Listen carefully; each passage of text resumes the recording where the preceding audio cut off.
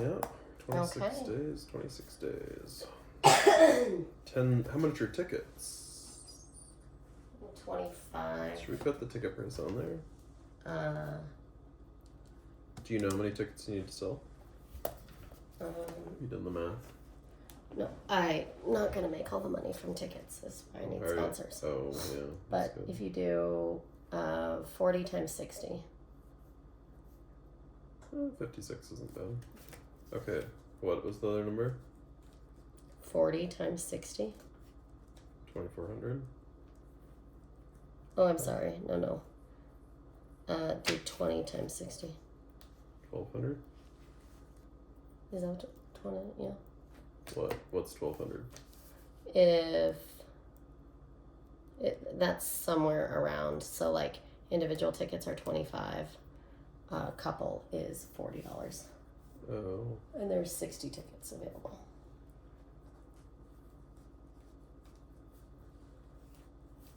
Okay. But we can't do that right now because we've got to get into this. Okay, let's hold on, wait. I think we're good on the fly. I know, but I have to start our recording. Okay. Okay, record audio. Yeti stereo microphone. Check. All right. Hello. There's that noise. There we are.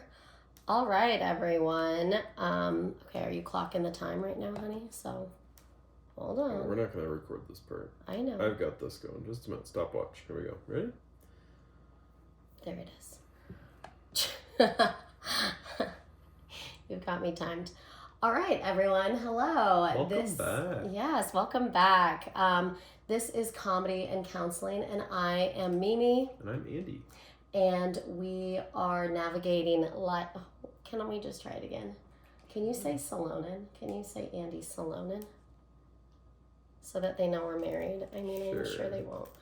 What? Okay. But then you're not saying Salonen, are you? No, I'm Mimi and I'm Andy Salonen. So like I'm Mimi and Andy Salonen. Okay. Schmandy. I don't like that. I've never liked that one. So. You never liked Schmandy. Oh, okay. All right. Reset. Okay, ready? Here we go. Blah, blah. Okay, all right. Hi, everyone, and welcome back. This is Comedy and Counseling, and I am Mimi. And I'm Andy Salonen.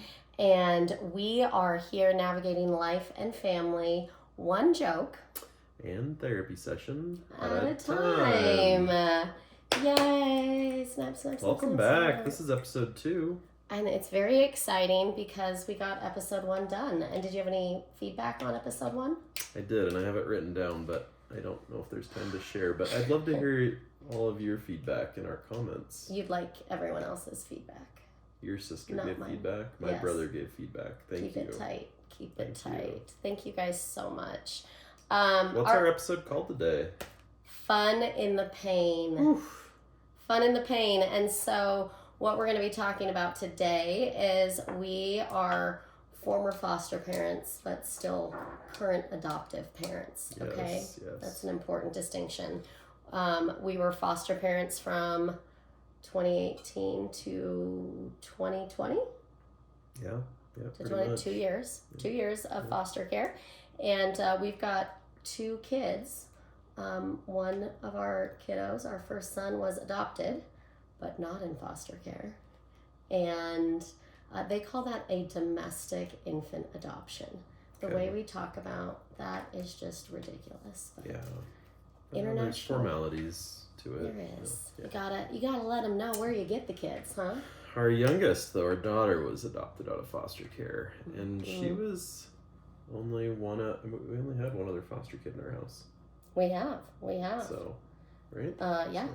Zanati. I don't think we need to mention her name. I do. I think names are important. Yeah, but that's her name, not ours to share. Really? You feel we're gonna edit strongly? this out. Okay, so I don't think anyone's going to be able to figure that out. I do a joke about, because people will ask me all the time, they'll say like, oh my God, where did you get your kids? And so right now I say, well, this one time I was on safari in Africa. Oh my gosh. Or I'll go, have you ever been to the back of the grocery store before? Jesus. And are people laughing at this? Yeah, because it's, I mean, it's like dark. one person or like the whole crowd? Several people. Several, like a handful. A handful of people. That's all you need. I also, for the church crowd, I'll go, well, this one time, or there I was on the Nile, and a baby in a basket just went floating by. And there was a woman singing, "Hush now, my baby." And tell everyone what movie you're referring to there in case they've never seen it. Can you tell me what movie it is? The the Prince of Egypt. The King of Egypt.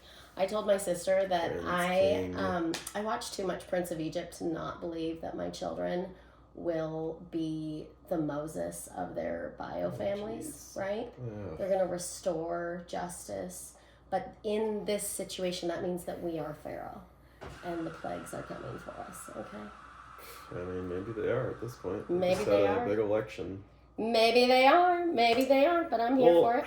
Today is actually specifically going to be about fostering our beautiful daughter and that process, and really just the first couple months. Yeah, we're going to tell some stories about what it was like to become foster parents, some funny stories inside of that, some sad stories too inside of that, some pain.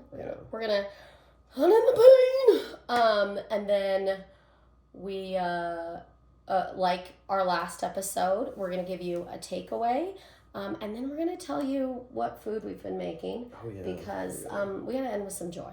All right? We got to end with some things that make us feel good, and food feels good, right? It does feel good. But before we get into our episode, we got to talk about our sponsors today. Yes, why don't you talk about the big one?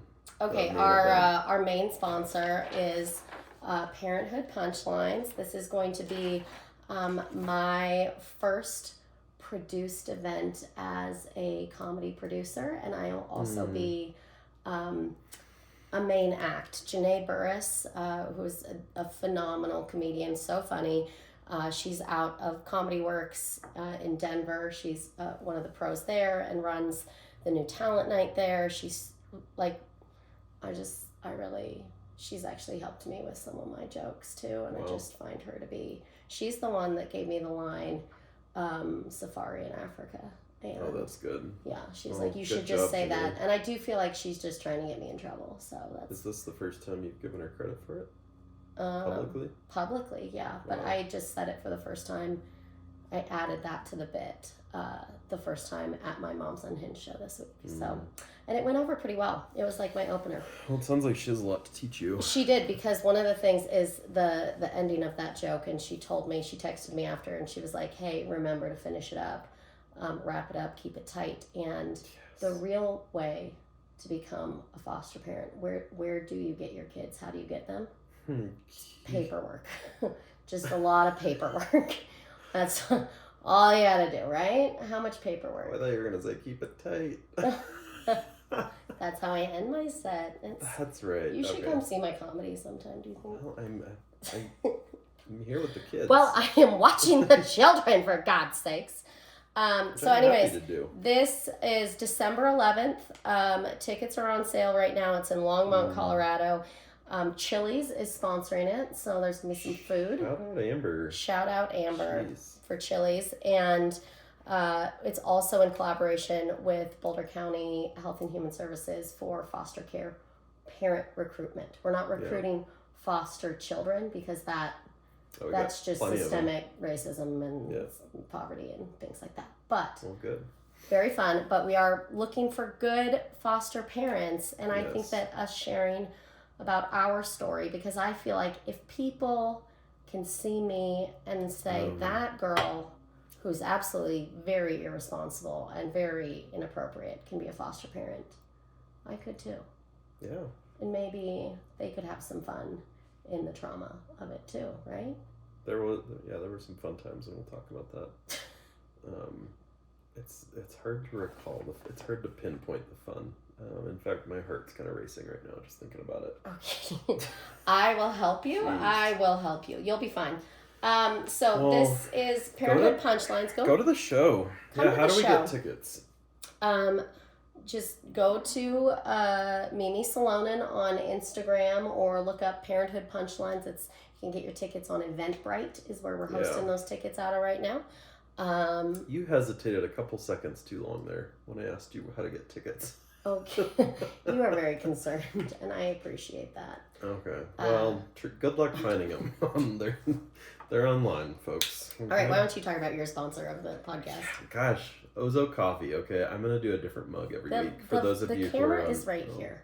For those of you who are just listening, I'm going to change out my mug every week. I'm just drinking water. I'm a little jittery. Why did you pick out Ozo Coffee? I think I got this mug around the time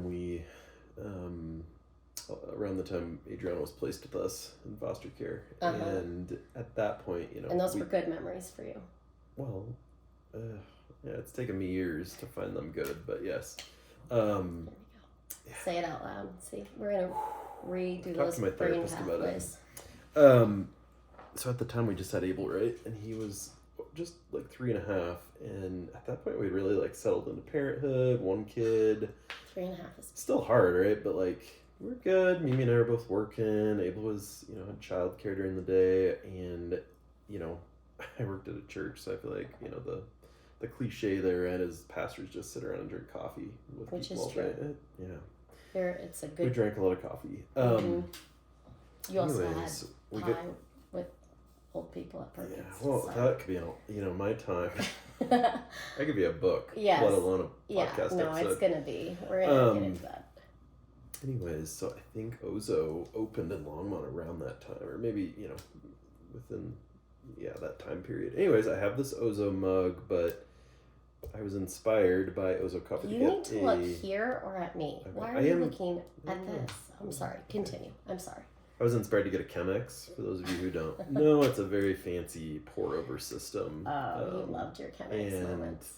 You need some time, right, in the morning to use your Chemex to make the coffee. And so you're heating up the water, right? You're preparing it, and you're pouring, and then you're waiting. And I don't know if, for those of you who have had an infant, especially one where you had an hour heads up time. You had an infant? I don't even know an hour.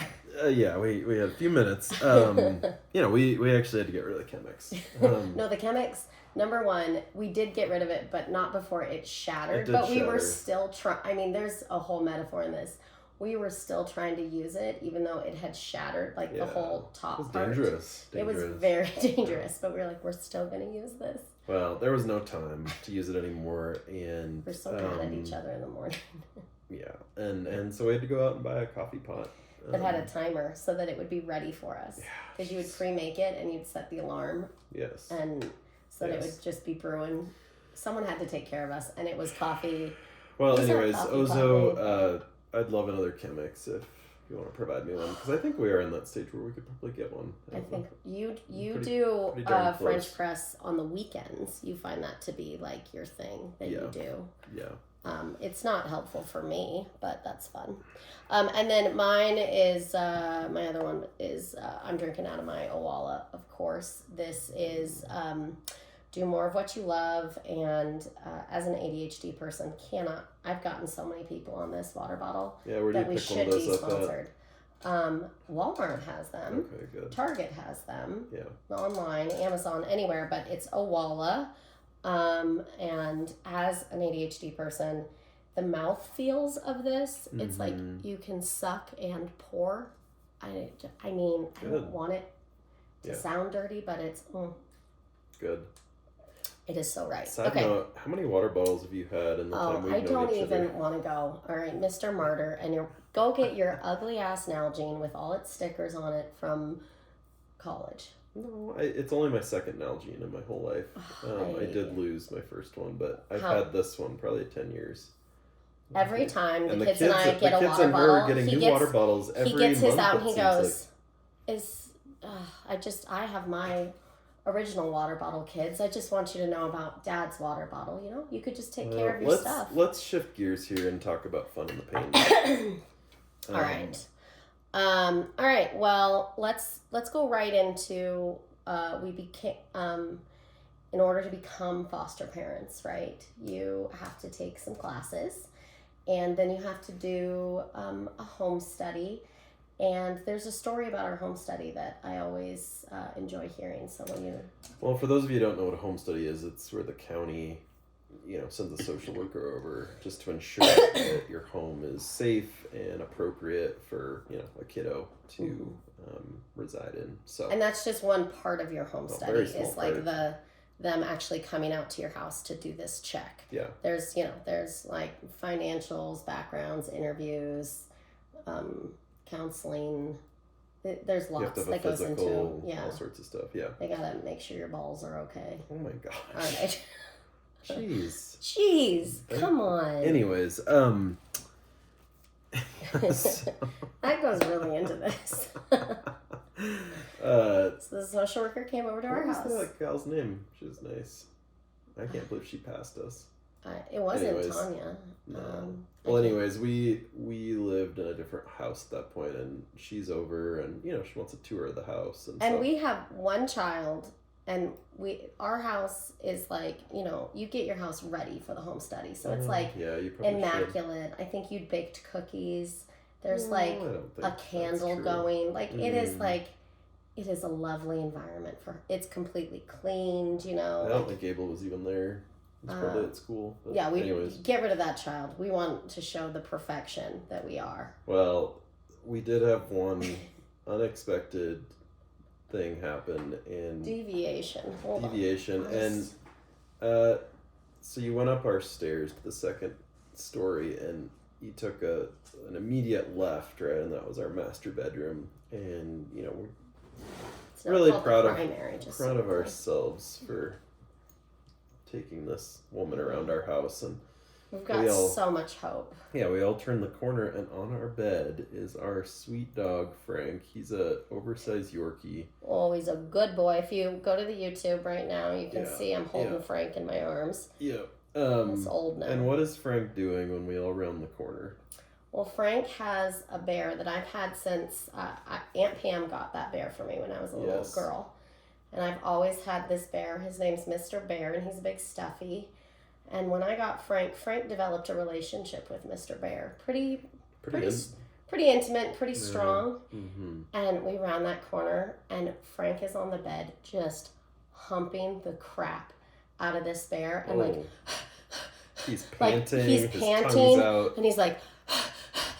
He's licking the bear's face, and then he just sort of stops and looks at us, but his little bottom half is still humping it. And we were like, and this is our bedroom. We're not weird at all. I'm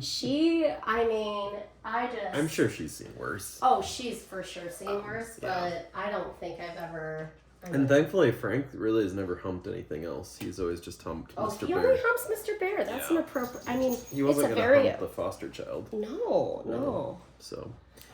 Oh, so that was such a fun moment, and just one of those moments where you're like, I'm doing everything right. I am amazing. We are going to be perfect foster parents. We're going to do it right, and then the dog just going to town on that bear. And he still has that bear. It sits, it's actually a decorative piece in our master room on our bed. And still at age 16, he is, most nights, I'd say.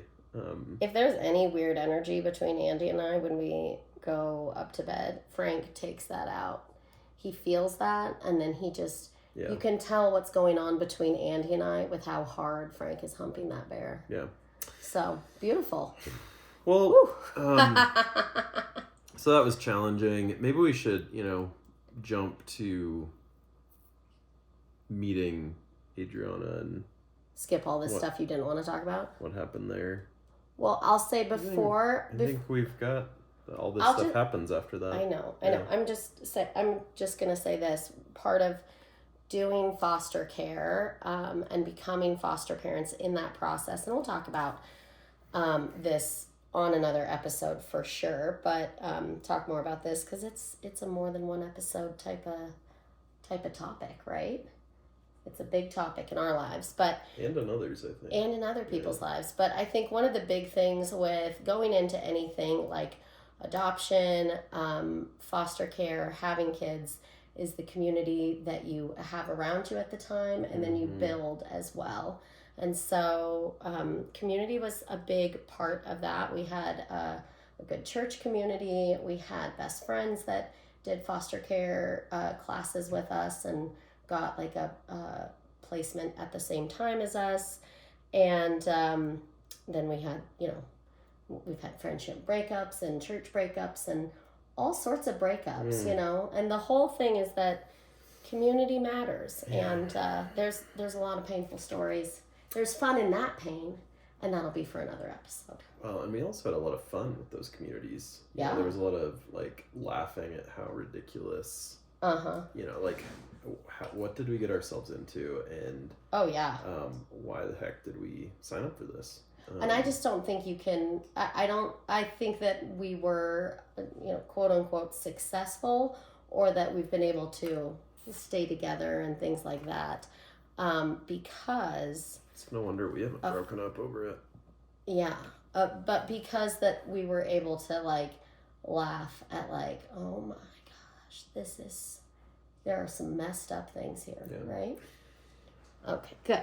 All right. So, right when we got CIS, we got certified, and I thought we got a call. And so when in our county, when you become a foster parent, your profile, your home study goes in front of like the board to decide whether you get to become a foster parent or not. Like you've done all the classes, here's the home study, then there's a team that decides like yes or no. And so it was the day that our packet was going in front of the board, and I got a call from the director of family services. Her name's Bonnie. Yes. And Bonnie was on the phone, and she was like, "Hi, yeah." So I talked to the doctor, and there was a question about whether we were going to get certified because I have cystic fibrosis and diabetes. And it was explained to me that these kids already have trauma. So if you go and die on them, like that's going to be more traumatic. Not helpful. Well, I think traumatic for me. Yeah. Of course. Yeah. So they were like, well, maybe. Are you going to die? And I was like, well, I guess we're all going to die. So when she called and said I talked to the doctor, I was like, all right, well, that seems like a HIPAA violation, but go on. And then she was like, so it seems like she can go home today. So if you can go get her, that'd be great. It's just funny listening to this again. I've blacked out on some of the details. And I was like, what? What did you say? And she was like, I was like, we're not certified. And she was like, oh, well, I mean, I guess if you say yes, I think you are, aren't you? I was like, I mean, I guess. And she was like, well, honestly, you guys are just a backup. We want to make sure that we've got, just a family lined up for this little girl. And I was like, okay, all right, well, yeah, I mean, I think we could say yes to being a backup. And she was like, that's great. And then I heard her go, that was the family on the other line that was lined up. They can't do it. So it's you. I mean, it was like that quick. Yeah. And I think you like walked in at that moment. I was coming home from lunch, and I was just in a panic. A little panic, and then, didn't go back to work for a few more days because we went to the hospital to go get her. We thought we were going to pick her up, but we did. She wasn't quite ready. Do you know how, I always say, how to be really not popular in a hospital situation? You go up to that maternity floor, and you just carry an empty car seat, and you just look, I'm looking for a baby.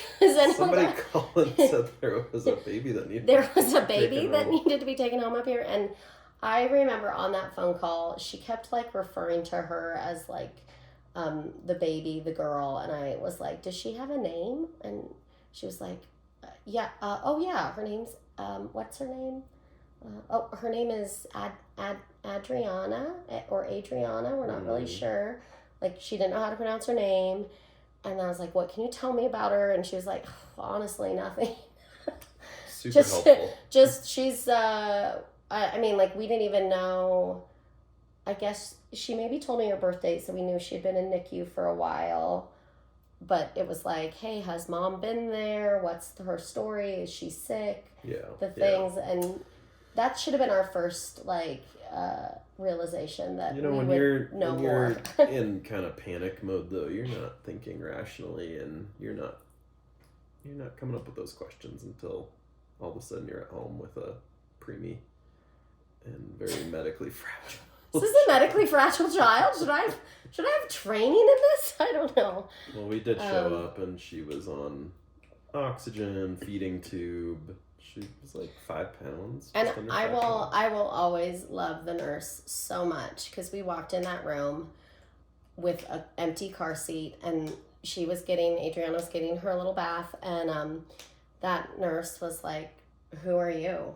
And we're like, "Oh, we're the foster parents who said we should come get her." And that nurse was like, "No, absolutely not. She's not going. She's not going anywhere today." And I was like, "Oh, of course, absolutely." I will put my car seat down. I was like, do I just stay here now with you? Do I live here? And what we did, she was like, Adriana took like 8 hours to feed each day because she was medically fragile. You had to hold her in this like special way.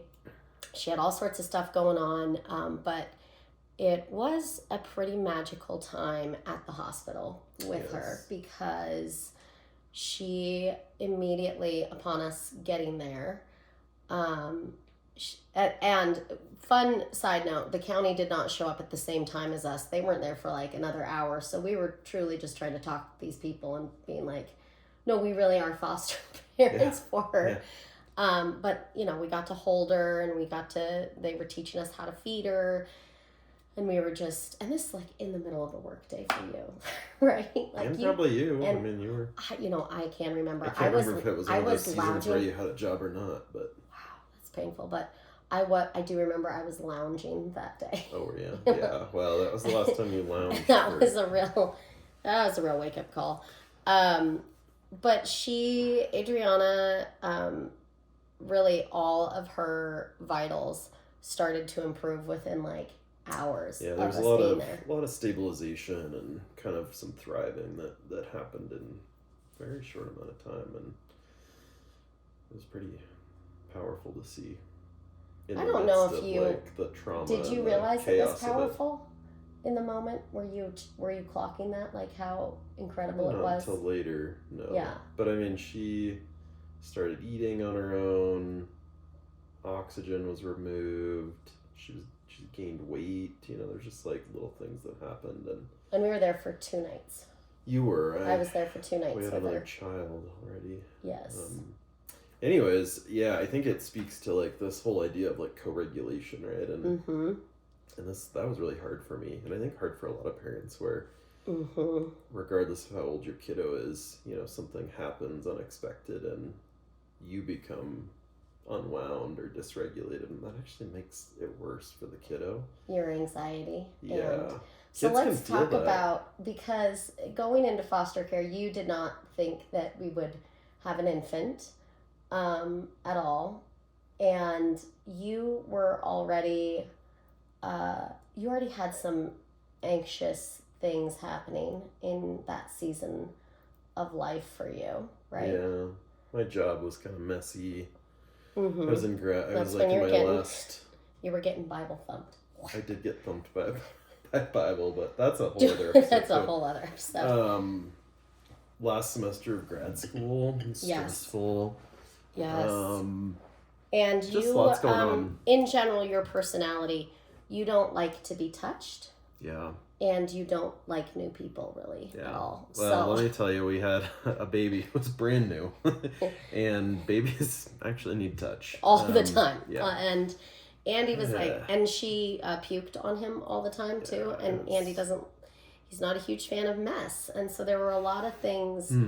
Anxiety, your body was just not necessarily co-regulating super well at times. No, and that would make her worse. Have a reaction. Wow, God, sounds like you're a pretty. We learned. You know what? I think in pain and fun though, there's a lot of learning. We did learn a lot.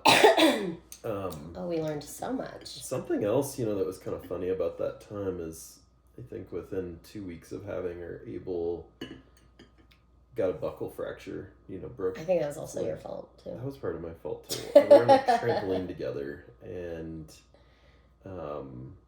he ended up in a full leg cast. I had to take him to get the cast, and do you know who has absolutely no sympathy for parents? Doctors. The guy putting that cast on. He was like, trampoline. Yeah. Did you know those are dangerous? And I was like, shaming you. Oh, he was shaming me real hard. And I was like, I know. Abel, that buckle fracture though, did not stop Abel one bit. He would it was like maybe 2 days of him in a stroller, not walking on that cast. And then he was it was a full up to his hip cast for 6 weeks? So we're trying to manage that along with a fragile infant. Everything about it was just like, how fragile can you get in this moment? Yeah. I was doing my treatments, just those 2 kids. That was pre-Trikafta, the miracle saving drug. Yes. It was there was a lot that was different. I was still pretty sick. What do you feel like, was a takeaway for you in that season of life? What's something we could leave people with? I don't know if it was a takeaway that I got until later, but take some time with your kids. I think I only took 2 or 3 days off. Yeah, not a good idea. We also didn't know that she's gonna be with us forever. I thought we might have her for a week or 2. Yeah. So just even in but the thing is, and I can remember I actually gave this advice to another person at one point, who was struggling with what they should do as far as a celebration around a kiddo that they had that was in care, and they weren't sure if they were going to get forever with them or not. And I said the reality of forever or how long you're going to get with someone doesn't matter.